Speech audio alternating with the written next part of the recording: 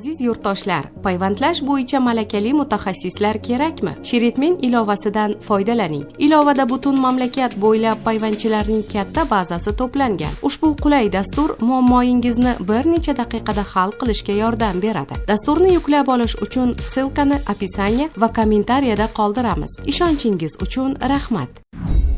Salimboy 10 yilgacha ozodlikdan mahrum etilishi mumkin. Salimboy laqabi bilan tanilgan Abduvaliyev Salim Kirgizbayevichga nisbatan qamoqqa olish tarzidagi ehtiyot chorasi qo'llangan. Bu haqda kecha 12 dekabr kuni bo'lib o'tgan matbuot anjumanida Toshkent shahar Ichki ishlar bosh boshqarmasining birinchi o'rinbosari Doniyor Toshxo'jayev ma'lum qildi. Avvalroq Salim Abduvaliyevga nisbatan Jinoyat kodeksi 248-modda 1-qismida nazarda tutilgan qilmishni sodir etishda gumonlanib ushlangan.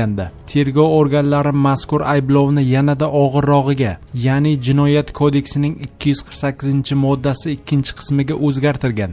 Mazkur moddada 5 yildan 10 yilgacha ozodlikdan mahrum qilish nazarda tutilgan. Salim Abduvaliyevga mazkur ayblov bilan jinoyat ishi qo'zg'atilgan va unga nisbatan qamoqqa olish tarzidagi ehtiyot chorasi qo'llangan, deyiladi xabarda. Shavkat Mirziyoyev qisqa muddatli ta'tildan qaytdi. Shavkat Mirziyoyev Toshkent shahri Ichki ishlar bosh boshqarmasining yagona tezkor boshqaruv markazini borib ko'rdi.